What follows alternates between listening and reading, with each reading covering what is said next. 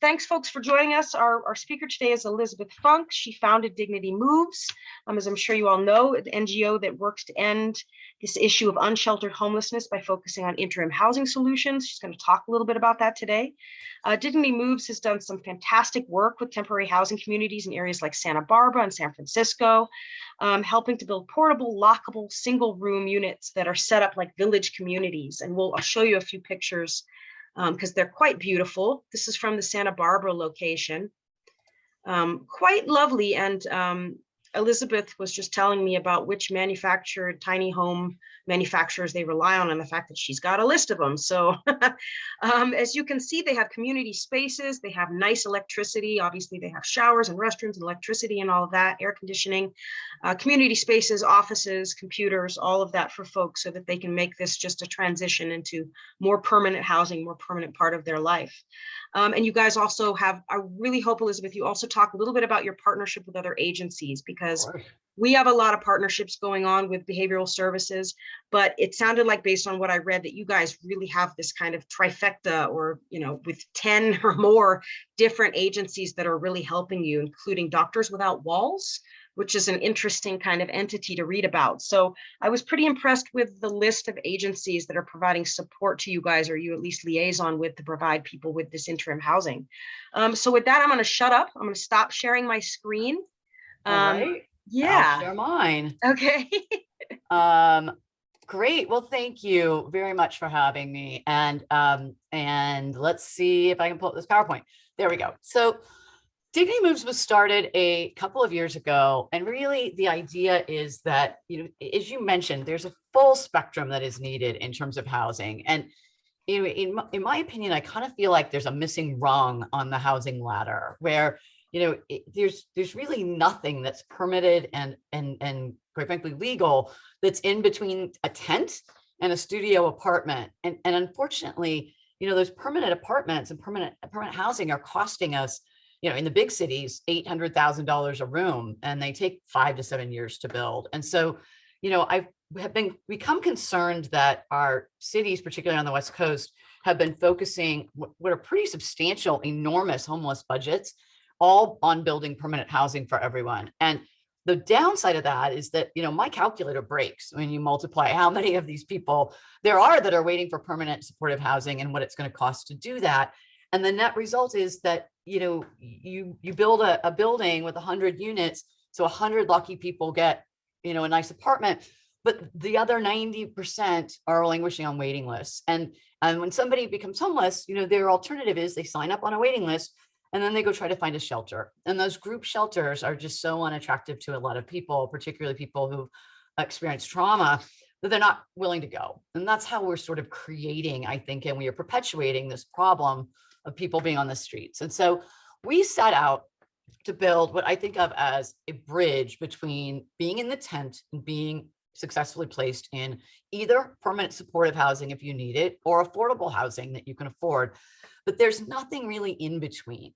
And one of the things that was really eye-opening for me as I started working in this space is that, there are a lot of stereotypes about the unsheltered, but what I didn't realize is that when people first fall into homelessness, the vast majority of them don't yet have a mental health or drug addiction problem.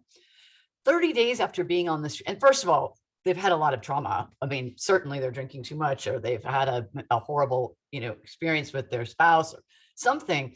But 30 days after surviving on the streets, the trauma of surviving and trying to stay alive and worry about where your next meal is, that trauma makes it much, much harder to figure out solutions going forward. That trauma is what is helping contribute to the mental health and drug addiction problems that are then making this problem so much more systemic. And so I believe that if we can have a place where people feel safe, where they're willing to come immediately, they're much more likely to sort of self-resolve and figure out their problems.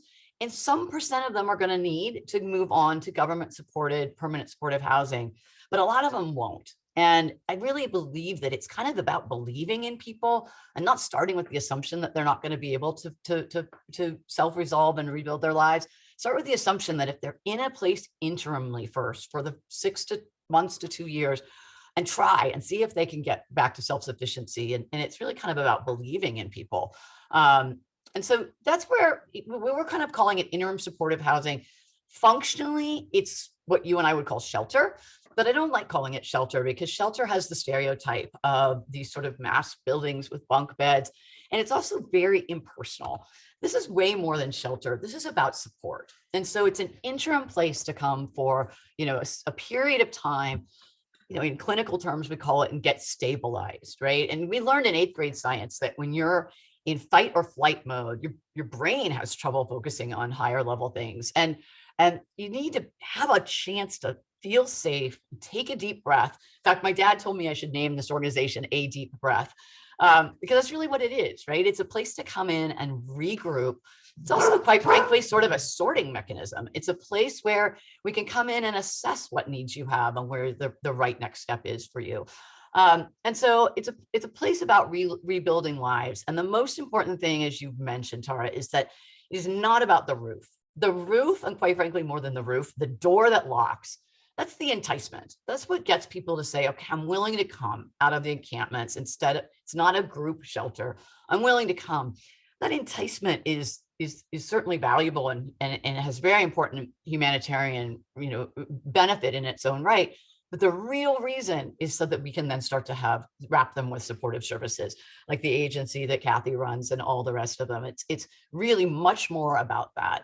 And I think also, because permanent housing and permanent supportive housing has become so expensive, I philosophically don't like the way that if we've got a certain amount of money we can spend on helping somebody resolve their life, 90% of that's going into the cost of the building and 10% is left over for the services. That's not, the building itself isn't what's going to help solve the problems. I want to switch that ratio. And so we want to build housing that is, it's not going to be permanent quality, but that is a place that people can come now and do it at such a less expensive and so much more quickly that we can really do it at scale.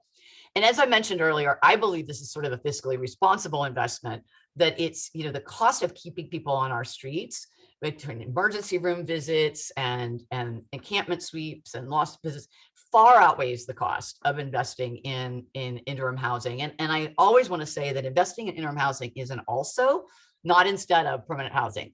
I don't want to take any resources or attention from the important work of building more permanent housing. This is also. So what we do is we just looked at this situation upside down and backwards, right? I mean, I think sometimes that the folks who've been doing this work for so long, it takes somebody new coming in and thinking out of the box and asking dumb questions, right? And so why can't we get roofs over people's heads? I mean, we've decoded the human genome and we've sent people to the moon. Like, this isn't rocket science. Like, why not? Well, land is super expensive. Okay, we'll set them up so that they're temporary. We set up these units with, one of the modular manufacturers, but many of them can do this, where you just set them on the site and you can pick them up with a forklift and move them later. The building codes are so onerous that, it takes 7 years to get something permitted. Well, great. California has issued emergency building codes, cabin codes. We got our permits in San Francisco in less than 3 weeks. Santa Barbara was even faster. And then, some of the ways we do that is by rethinking the definition of housing, right? Why does housing mean that everybody has to have their own bathroom and kitchen? My college dorm days in college, I didn't have my own bathroom and kitchen, and those were my favorite days. Yeah, I had to go down the hall to go to the bathroom, but there are actually benefits to that. It forces you to interact with staff and interact with peers. So we set these up so that there's one building that has the bathroom, showers, and also laundry. So then we've got one water hookup on the site, and we can literally pick it up with a crane and move it when we need to relocate. But there are other things that I think have been even more subtle, but more powerful, quite frankly, is, the not in my backyard folks, the NIMBYs have been far less resistant than we would have expected. One reason is because these projects are set up temporarily. And so hard to argue with something that's going to be there for 3 to 5 years. But the other reason is that because normally with publicly funded shelters, there's a waiting list that is county-wide, and the next person on that waiting list when a shelter bed comes open, the next person on that list gets to go, even if it's in another city across the county. And so you're importing homeless. And unfortunately, if that person doesn't work out in the shelter, they step outside and they sit on that sidewalk. And so communities are understandably resistant to having shelters in their neighborhood. So we've worked around that. We've flipped it on its head, and prioritize people who are sleeping in the immediate area. So the neighborhood that's willing to have a shelter is the one that visibly and measurably gets to see and benefit from that. And it's been incredibly powerful in Santa Barbara. We get phone calls saying, there used to be 10 people sleeping on the street in front of the museum. Where are they? Like, what do you mean? It's like, it's surreal. And that's, that's really exciting. So we're just trying to really think about this whole problem in a kind of a nimble, I come from Silicon Valley, think about it out of the box and innovate, because I think, it's a problem that is intransitable enough that it's really important to innovate. I don't have to tell you all of this. Kathy knows it well. It's really not about the housing, but there are so many things that we can do. And we also believe that when people come in and they get calm and they're in the right mindset, I believe that these supportive services are going to be much more effective than they would be when somebody's still, even in a shelter, they're not feeling completely safe and completely, able to take that deep breath. And so I think that supportive services are more effective. People are much more in the mindset to think forward. And I could tell you so many beautiful stories of people who've come in and said, you know what, I don't need this anymore. There was a woman who fell into homelessness, and she was terrified to let herself fall asleep at night. So she drank all the coffee she could. And the next morning she woke up and realized she'd fallen asleep, but she made a conscious decision to go find meth because she didn't want to let herself fall asleep again. And now 5 years later, she's in DignityMoves, and she came running over to me with her 30-day NA chip. She said, I don't need that anymore. I can lock my door. I'm safe. That's what this is all about. So as we talked about a little bit before all of you got on, there are a lot of different manufacturers and options now in terms of what we call tiny homes, but prefabricated. There are all sorts of shapes and sizes, depending on your budget and your price range and your characteristics. What we've been using on these first couple projects is this company called Built On Site Systems. It comes literally like IKEA. It comes in a flat pack panels that you assemble on site.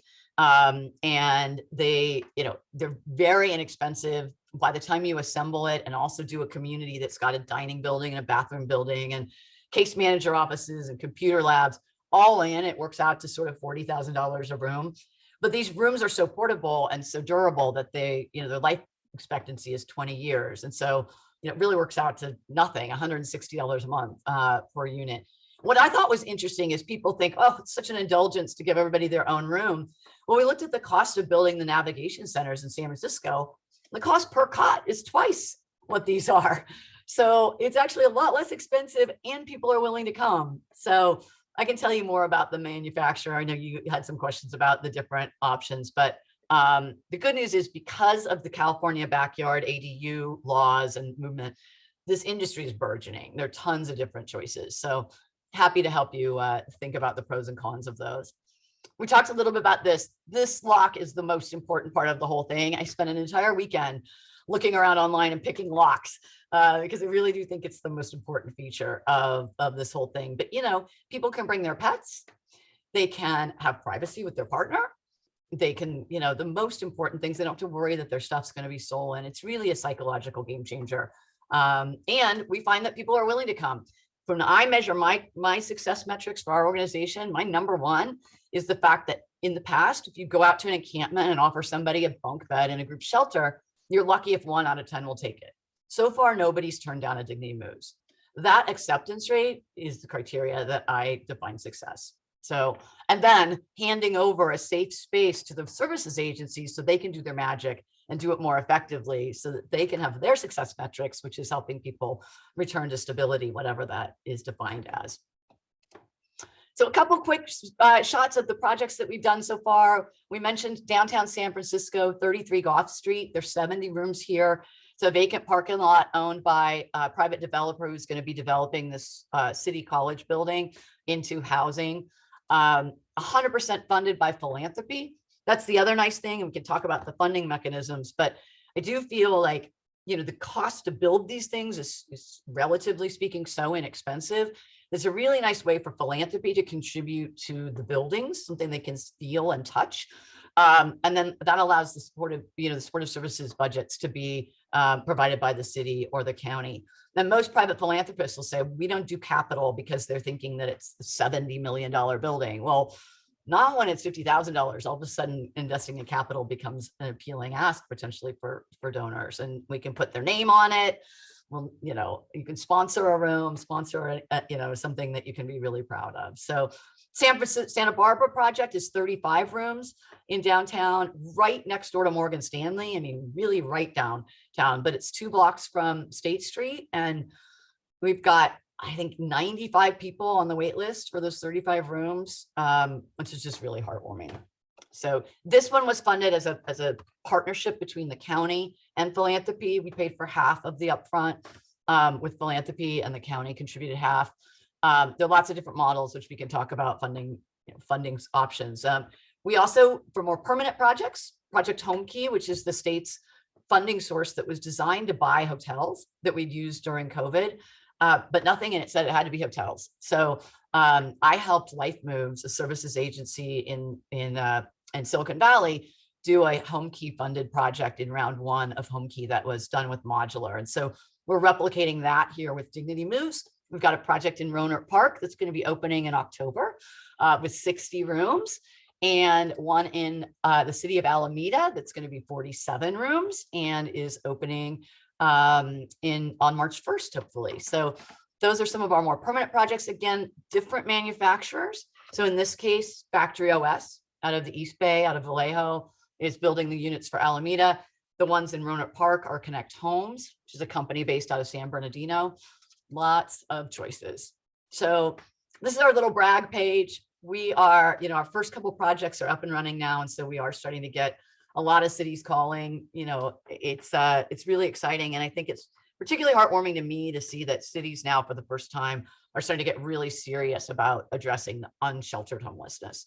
They've for a long time been focusing their budgets on building permanent supportive housing, but they're starting to become an awareness that investing in this, in getting people in immediately, even if it's not to the quality of housing that they might be in forever, is a trade-off that's really worth making. So we're seeing a lot of excitement and energy, which means we're trying to ramp this up quickly and replicate it wherever we can.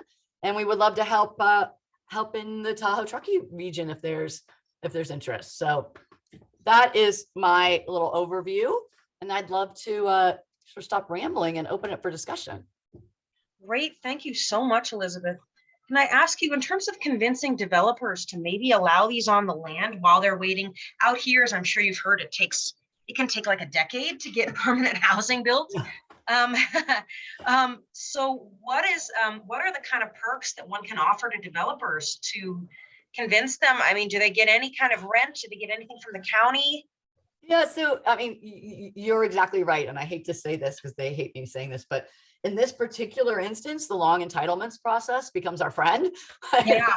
The longer those permits take, no, because so there are answers to that. First of all, one is that they can lease it to us for $1, because if they can establish what the fair market rate would be for lending for leasing that property, they can, as a nonprofit, we can give them a tax write-off for the difference between the fair market rate and the $1. There are often in most counties, if you lease to a nonprofit, you get a waiver of your property taxes, which for developers who, particularly those who are sort of land banking, that becomes interesting. And then of course also, you're doing the city a favor. So I hate to say that, but as you're trying to get entitlements and so forth, often they want to be doing good. Those are all the positive selling points. I will tell you the other side of that, which is that there are sometimes developers are concerned about the optics of kicking off the homeless when they're ready to start breaking ground. They worry about the optics of evicting them. And there are creative ways to get around that. That's more in their head, but it's understandable. Because, you agree in advance that this term is only for this period, and there are ways to, and people, you also have to remember that the homeless don't have tenant rights, even in a shelter. So they don't have tenant rights here either, but there's things to get around there. And then, they also have concerns about liability, again, solvable with the right insurance policy and lawyer. And they have concerns about, the implications to the land. And so we can partner with them saying, wherever you're going to have your utilities in the future, let's run the utilities there, so there are lots of ways to work around that, but. Gotcha. Okay. Yeah, I'm just thinking for our region, it could serve a variety of folks. It could serve probably some of our seasonal workers who make very little too. Like it could serve just maybe a whole variety of folks. I don't know. Yeah. And Tara, I wanted to jump in on that because you were talking about your 80 to 120% AMI. Yeah. So I should be a little more clear about when I talk about the spectrum of the types of projects that we do. So California has emergency building codes that we kind of call the cabin codes that allow us to set these up on vacant parking lots or vacant land and not do underground utilities, not do foundations. They're really just sort of set up and screwed down in the ground. That is because we have a housing crisis and a city has to declare a housing crisis. It's with the caveat that those will no longer be permitted as habitable when the housing crisis is over. So, and of course, because the project is only going to be in place for 5 years, it's not permanent housing, right? For those reasons. However, this same modular model, like for instance, our Home Key project, it can be done with foundations and they can be done with bathrooms and kitchenettes. In fact, even the temporary ones that we're doing in parking lots, we're now going to do with bathrooms and some of them. And so you start to think, what is the definition of permanent housing? How long does the project have to be in place? What would qualify for a place where people would be willing to rent it, even though it's not there forever? Right. Interesting. Really interesting. Kathy, I see you coming off. I want to meet you. Hi. Hi, so nice to meet you. What amazing. It's exciting to see what you have done. And we, a year and a half ago or so, we were looking at pallet shelters and different options. And in this area, we've taken a really slow growth process because of a whole lot of reasons. But I got a question on all those options. Are some of those good for cold weather options? That was one of the things, huge snow loads and things like that. You have. Right. Yeah. And when I heard you say Pallet, I mean, first of all, Pallet's an amazing organization and I love that they employ formerly incarcerated and I love that they're scaling this, but from a business and practical perspective, we did not select them for a number of reasons. And one is durability. And they're the first to say that they were never intended to be a long-term product. They cringe at the idea that people are planning to use it for more than say 3 years, because it's really not what it's intended for. And so with that very polite caveat, because I mean it, I really respect Pallet, but if you're really thinking about something that's going to be durable and withstand snow and weather and insulated, it's not the right product for you. And so that's why and so yes, the answer is there are a number of different, and in fact, the ones that we use for the more semi-permanent projects, they like Connect Homes as an example, their day job is building multi-million-dollar mansions, right? It's a robust darn product. It's just, you're not setting them up with foundations, you're setting them on the ground, but it's still the same wall thickness and the same insulation and the same. Interesting. So maybe look at Connect Homes as kind of a focus. I'm going to give you a list. Tara's itching for my list. We were talking about the beginning. I would love to sit down and give you a list of maybe 10 or 12 manufacturers to consider, because there are a number and they've all got different features. And one of the other constraints with them is with all of them is their production capacity. And so what we've started to learn is we can't just pick one manufacturing partner. If we're going to scale as fast as I want to scale, I got to have 10 different menu items, because they're all going to be partially sold out if I do my job right. So I can talk you through some of those, but there's some very quality ones. Interesting. But the answer is that some of them do build for snow load. I mean, presumably they're providing to particular areas of maybe California, maybe Colorado. Yep. And so yes, and even the temporary one that we selected, the Boss Homes, is fully to the California building codes and sort of in terms of structural calculations. And in our case in San Francisco, it was more about earthquake. Right. Withstand earthquakes, but it's still the same sort of structural. And they've got a 4-inch thick roof, and steel framed. And awesome. Wonderful. I'm not a structural engineer, but I can assure you that several of these manufacturers will meet or exceed your rigorous snow calculations. Wonderful. Awesome. Thank you, Elizabeth. You're Kathy, welcome. did you have another question, or can I ask her about their partnerships with agencies?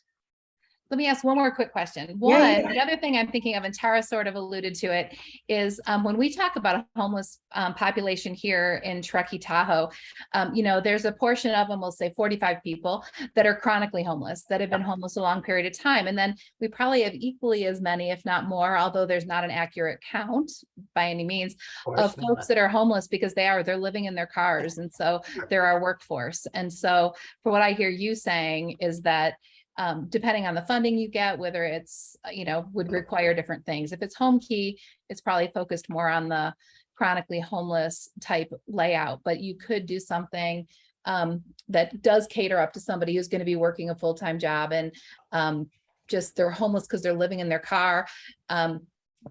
Yes, ma'am. So yes and yes. So first of all, even for the temporary products that we're setting up on vacant parking lots, we are designing with a model with bathroom and kitchenette. And when I say we design, I mean, these are already all designed. These manufacturers all have them in their catalogs, but we're picking those that have a little bathroom and kitchenette. And I'm designing specifically to the voucher housing quality standards so that they will qualify for either a studio voucher or an SRO voucher. And particularly interesting, as you probably know right now, you're nodding, so you probably do, is the emergency housing vouchers that are floating around out there, and they're kind of use it or lose it by next September. If they don't get issued, they disappear. And so so what we're trying to do in partnership in a couple places, and particularly Silicon Valley, is design a community that is specifically designed to those housing quality standards so that those vouchers can be utilized before they expire. And so they'll have little bathrooms and kitchenettes, but even the SRO, which doesn't have a bathroom, single room occupancy for those who don't know, which is a room that then has a shared bathroom and shared kitchen. That's a pretty substantial voucher value. And so you can, That's awesome. Yes, I agree. And then you start getting into discussions about, even though they're 80 to 120, AMI, do they care that the project is only going to be there for 5 years? If they're, they're seasonal workers, why does it matter? Right. We get hung up on this definition of permanent housing versus shelter. Right. Totally. Permanent to them is only 5 months, regardless of whether the building's there for decades, right? So Right. why do we not call it proper permanent housing? Right. All right, Tara, you're up. So speaking of kind of permanent versus quote temporary, how have things gone in terms of setting these up to be 6 to 12 months? Are you finding that people are getting the support that they need? I know you guys just kind of started building these, so maybe they haven't even had a chance to be in them for a year. Right. But how are you seeing kind of progress on that? Well, so here's my candid, I know I'm being recorded, but off the record, but I'm just going to kind of riff on this for a minute, which is that, I sort of started on all of this as a board member of DignityMoves, which is one of the leading supportive services agencies in Silicon Valley. And I got ingrained in my brain that, for interim housing or shelter, the success metric is what % of people leave and go on to permanent housing and get into stable housing. And the eye-opening thing for me was a conversation with this guy in San Francisco, the city of San Francisco, whose job it is to get people placed with vouchers into the permanent housing buildings. And he called me and said, "Elizabeth, we have a problem." He goes, "I can't get people to move out of DignityMoves with a crowbar." Like, I want to move in, and they won't go. I offer them the best building, penthouse room, and they won't go. And so with my DignityMoves hat on, I consider this a desperate failure. And yet it's obviously made me really rethink what is really important, right? And if people are loving it and thriving to the point that they'd rather stay here than move into a permanent unit, why is that failure? And why is that failure of the services agency? And so if we help the services agency rethink their definition of success, which is that the person got a job, the person got off drugs, the person is thinking forward, if that person prefers to stay here a little longer, it shouldn't be the services agency isn't doing a great job. Yeah, exactly. I don't know. I'm getting into policy stuff that I'm sure is getting me in a lot of trouble with Mark and others. But anyway, so are people having success? In my definition of success, there's been great success. I've personally witnessed a mother-daughter driving into San Francisco and reuniting with their daughter who had been hiding because she was too embarrassed for years. And now she was finally safe and willing to be reconnected. And I've witnessed 4 people in Santa Barbara project, 4 people got jobs in the first 2 weeks. Wow. One of them was the guy who Good. said, I lost my job. I've been in food service and I'm not allowed to show up without a shower. He said, Right. I lost my job because I can't shower. And he goes, all I needed was a shower and a haircut and I got my job back. Wow. Right. Wow. So The strength of these programs, both in San Francisco and in Santa Barbara, is that you do individualized treatment for everybody. So no two individuals became homeless the same way, and no two will really exit the same way. The thing that folks can have in common, whether they get on a Santa Barbara or a San Francisco or whatever program, is that you take each person and you're providing them with a level of service for whatever is the next logical step for them. Right. And that can be sometimes to get them, and just I'm going to grab for an example, is to get them to bathe on a regular basis, to put shoes on. So the bar is where the bar is at. So success is not just measured on that somebody got housed. Right. It's when somebody comes in and you set the goals and objectives for that person based on that person's needs, and that can change accordingly. And there's no musts. You know, they can slide up and down the scale of what they need to do. Move forward, move back, move forward, move back. That's why it's really critical that you have the right service provider on these projects. Low barrier entry, and then moving people along based on what their needs are. Right. And I want to be clear that Dignity Moves doesn't provide the services. Because we work with a lot of different services agencies across all of our projects now, we've got some opinions about best practices and lessons learned that we can share across our services agency partners. And we do that. And that's actually part of Mark's job. But we're agnostic as to the, so we've got a transitional age youth group that wants to do some housing in Santa Barbara. Great. Domestic violence survivors. Great. Right. Like we are not specialty at anything. We're specialty at building the safe spaces where then whichever program makes the most sense can be most effective.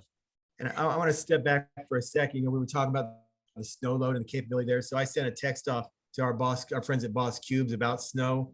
And Elizabeth was right that they can, Tahoe definitely requires higher ratings because of that, but they can design to meet. So I think what that says is almost any of our modular partners can design to meet those standards. But I want to talk about Boss Cubes in particular, and those are the pictures that you saw.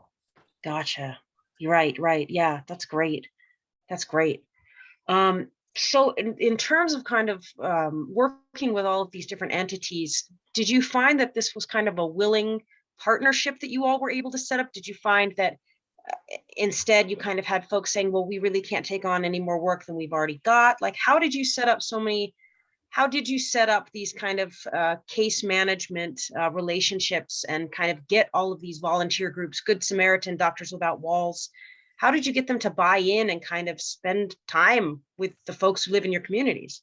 Yeah, so that part's not the hard part. So maybe their ability to staff is, but the funding. So these support services are not volunteer. I mean, we do bring in volunteer organizations in addition that can kind of help, but these are professional, trained supportive services experts that do this kind of work, and so they are paid by usually the continuum of care, the county, with a contract to bring 3 meals a day, usually to security. Experts in housing placement. Lots of times they are registered as Cal-AIM, which is Medi-Cal providers, because Medi-Cal reimburses for a lot of those services. And so they are professional organizations. Yes, it's hard for them to staff up. I will, grant that. But in terms of how we find them, it's been a number of different ways. Sometimes it's a services agent that comes to us and says, we need more capacity. We want to have more beds. Will you help build something for us?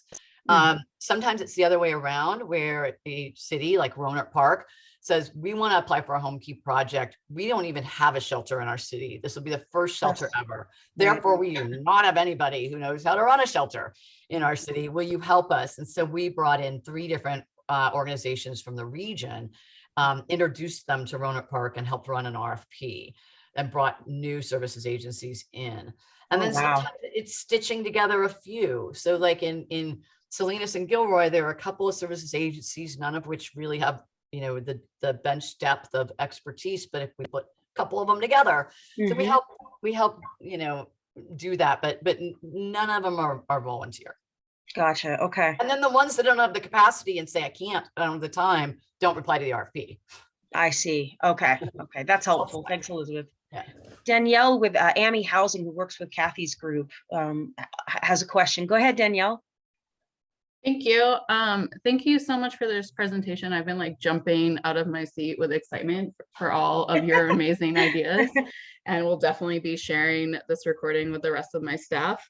I know you don't support with services directly, but I was just wondering if you had any information on like specifically what staffing looked like. And then I saw a slide that services were on site, and just looking for more information on what that looked like. Yes, so the services are on site, and the services and the what we would call property management is the same.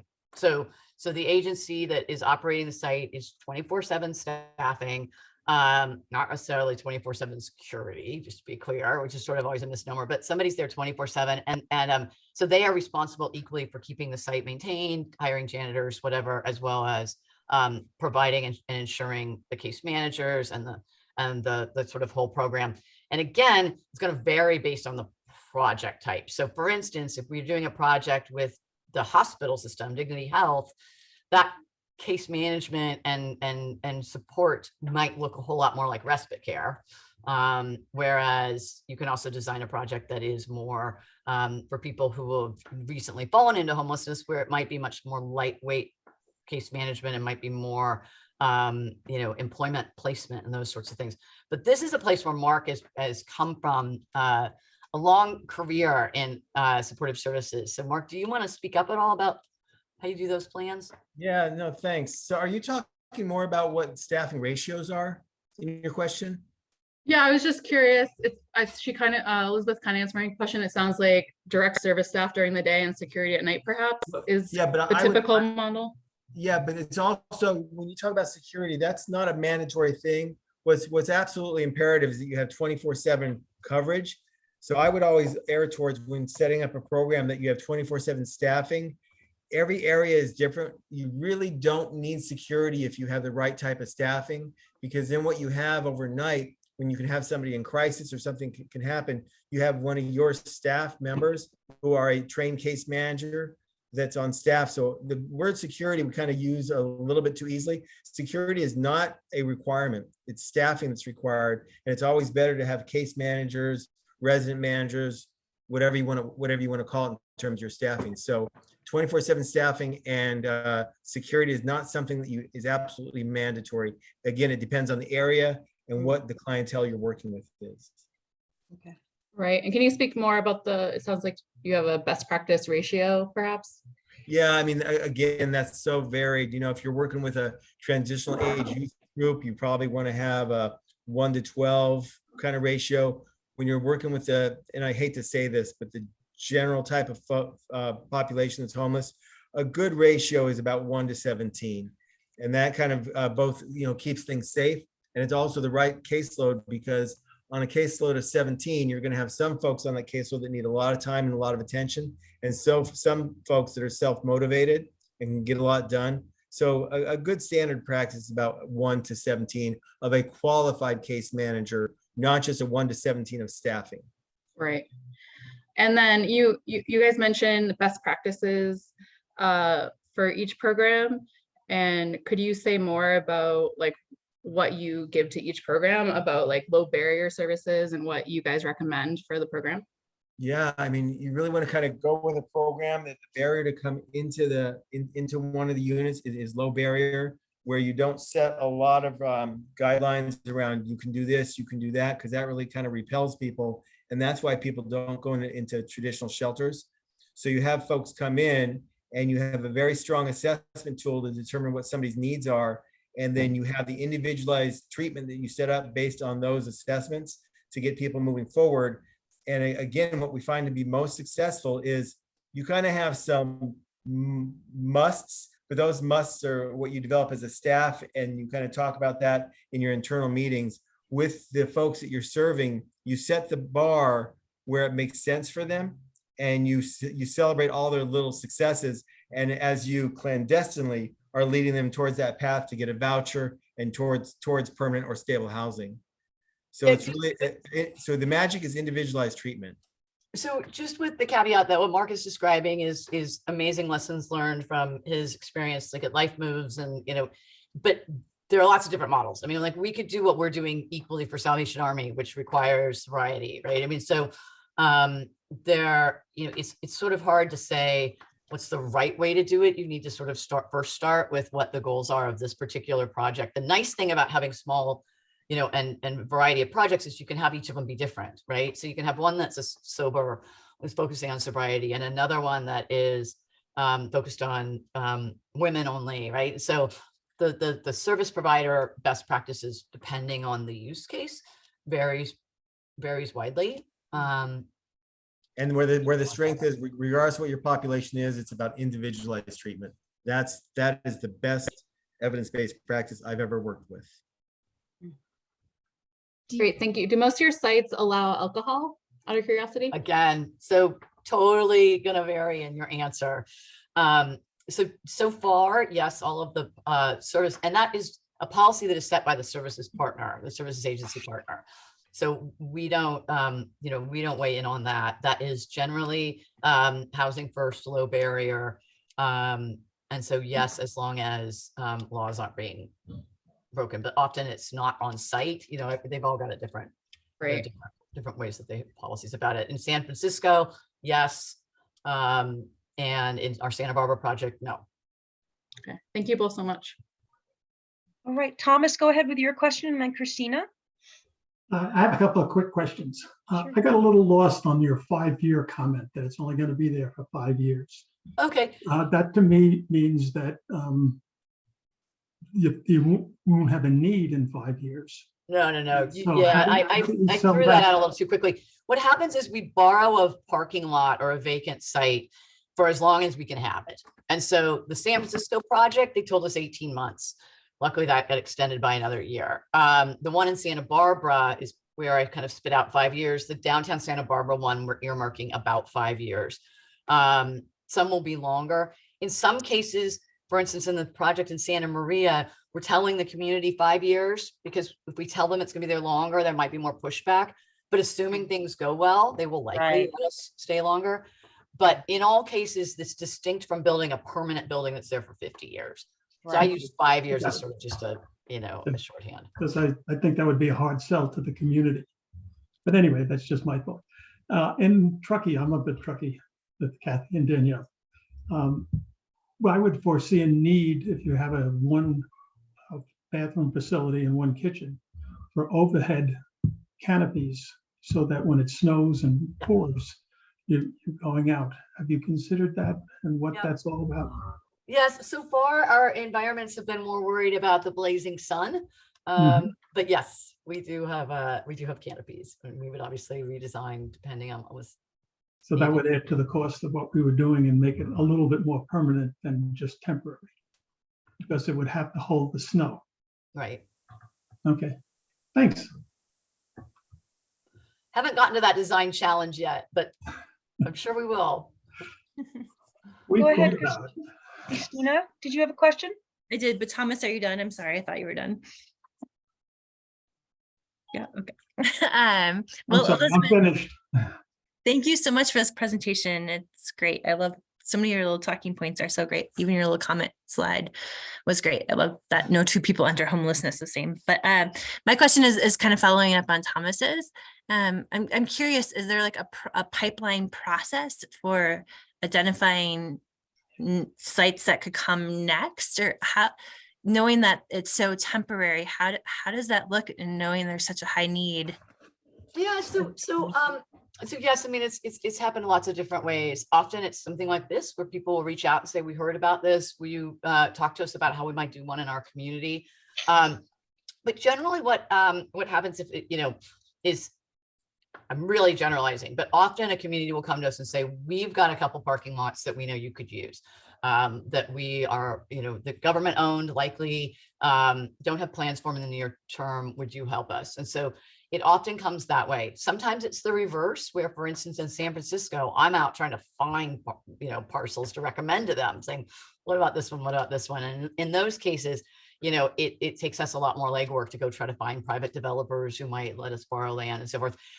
So far, we haven't had to do a lot of that because there's been so much inbound, inbound interest. So generally, it's been kind of the other way around. First, communities have at least, or have maybe identified a couple of possibilities and said, help us figure out which one makes the most sense.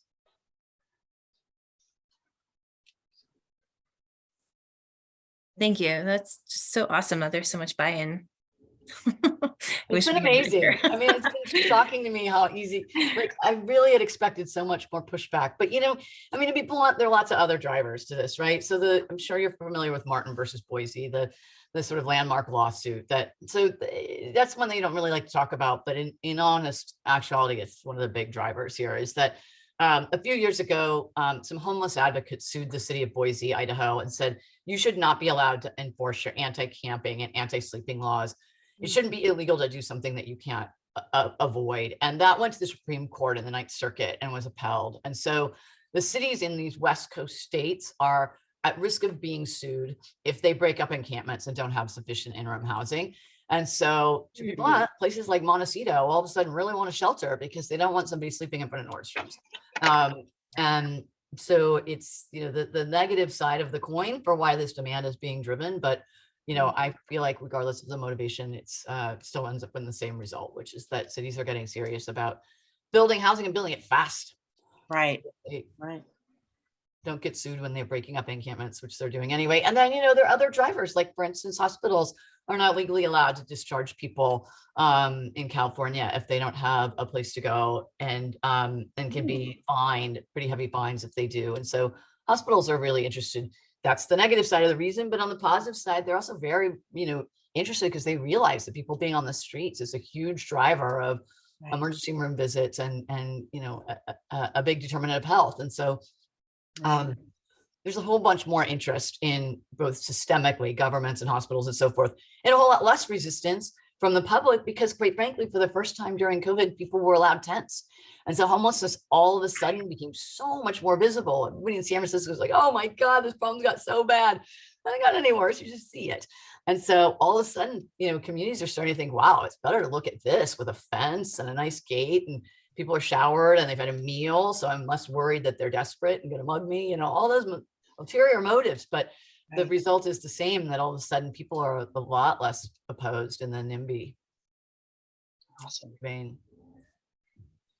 Well, Elizabeth, I know we are going to use you and Mark quite a lot. I have a feeling we're going to be having a lot of meetings and discussions with you. I'm really curious about kind of where things begin. It looks like the Santa Barbara location started with a construction proposal to the county, which then kicked in some emergency federal funding that was made available basically because of COVID.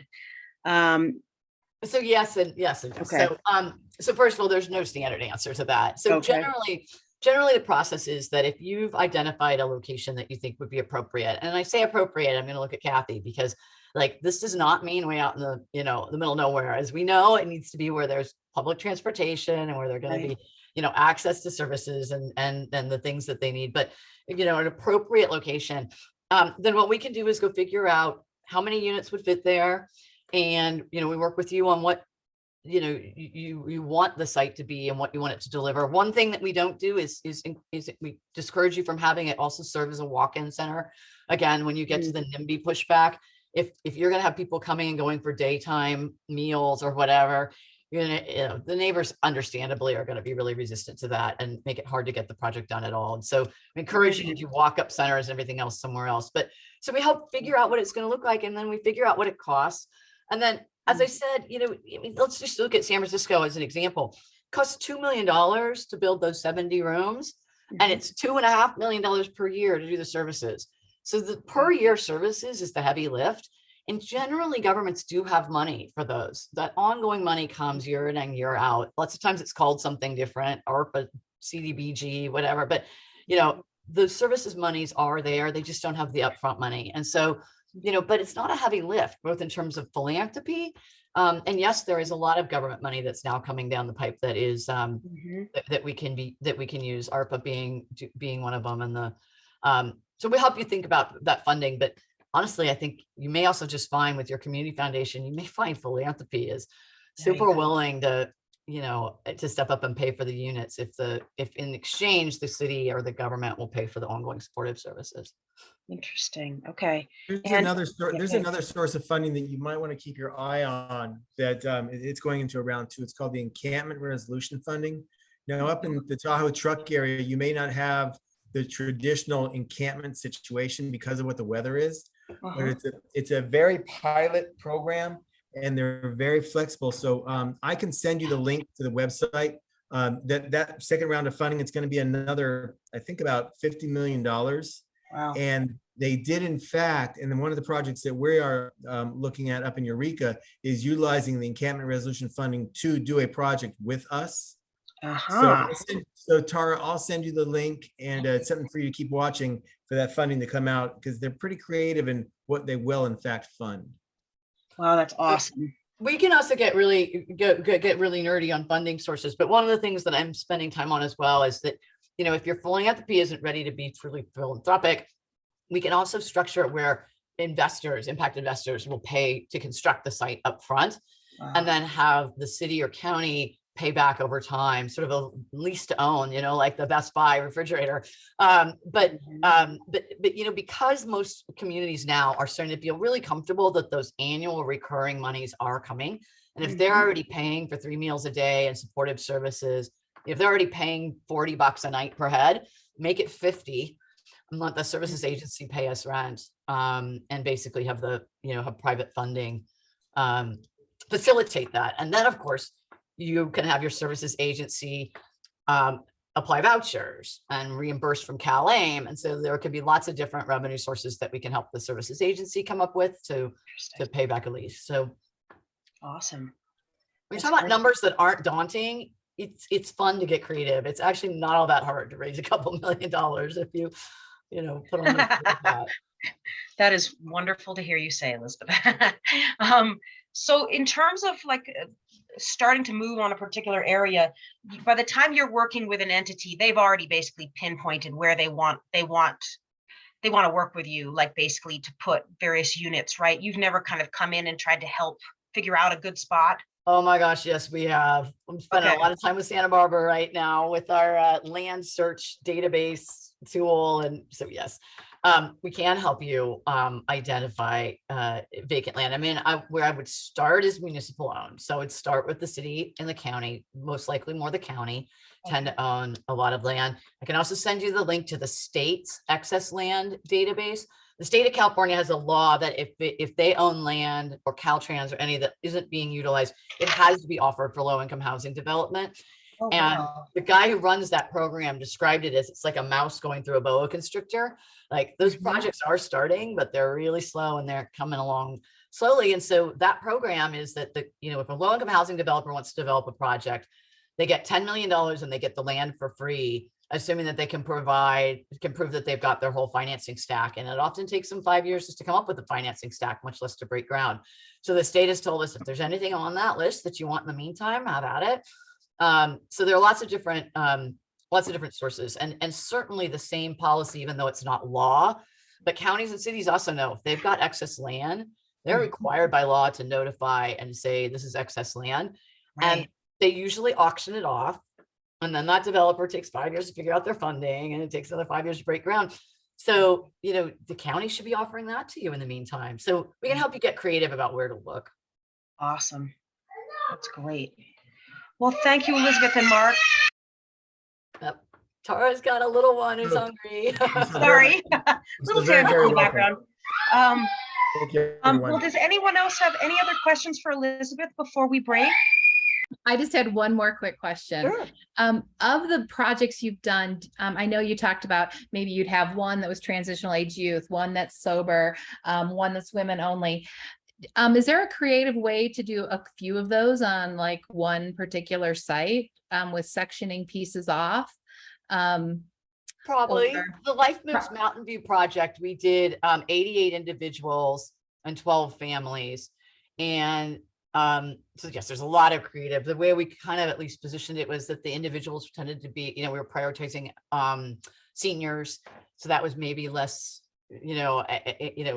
contrarian to having it with families. And so sure, you can get creative. Yeah. Okay. There's a Well, lot maybe of not with- solutions by design. It's not, no, when you're talking about domestic violence abuse, survivors and so forth, but, you don't want to mix them, but possibly hospital respite care could have a corner of rooms where they're coming in to serve. And there's a corner of rooms that are chronically homeless neighbors, and then potentially a group of people that are newly homeless. all so were you having, sitting like, in on my meeting that I had earlier today? No, I wish I was. Our This is- our Santa Maria project is exactly that. It's going to be 94 rooms, 30 of which are reserved for the hospital, Dignity Health, which will be all ADA. 10 of them will have bathrooms for people who are potentially incontinent or medically fragile. So 30 rooms will be for them. 10 rooms will be for transitional age youth, and it will be run by a transitional age youth specialty group. And the balance are being designated for the county's general use for their chronically homeless. So we're doing it all on the same site. Awesome. How big a site is? Oh, I guess that's a lot more unit. Anyway, perfect. Thank you. Now my brain will keep going all night. Yeah, and keep in mind when you say how many, there are truly economies of scale to this. So Right. you don't want to do a site with 5 rooms. It's going to cost you a ton to build and a ton to service, as you probably know. There are economies of scale in services and construction. So if you have smaller numbers of each population, I strongly encourage you to put them all together into one. Okay. Yeah, that's what we have here. And we have a challenge. We're just, the last couple of years have been able to build some services that have never been here before because of COVID funding. So yes, that would be the only way to probably make it work, would be to combine many of those together to solve the problem. Even employers who really want to have their employees housed, or different ways to pull people together. You are correct, my dear. And Kathy, if you have employers like the hospital see, tiny homes like these that are this nice, I think you would get that funding. Especially because they have no place for respite care right now. Typically, they come to me, and I've been able to use COVID funding for hotel rooms. Right? Exactly. But that's not sustainable, and that money's not there anymore. And so to have something like you're saying, permanent, where they know they've got 5 rooms consistently, and same thing, employers, they might buy in and say, well, yeah, if I can have 5 rooms in this section where there's 30 that are all going to be employee housing type situation. And then you have 10 that are chronically homeless, and it's a different model, but we're serving those folks in the hospital. So yeah. I think that's the only way to potentially cost. Right. You're Get the thinking about it ongoing exactly funding. right. And with the when you're talking about, employees, then they might be a different level of the quality of product, right? So especially if they're paying, doing a voucher and they're paying some rent, then those people do get a bathroom and a kitchenette because they're paying rent, right? Whereas the people who are coming in straight off of the street, I would argue that it's not best practice for them to have their own bathroom and kitchen, because shared spaces are definitely, easier to keep clean, easier, right? Once you learn how to, like you said, put your shoes on and do this or that.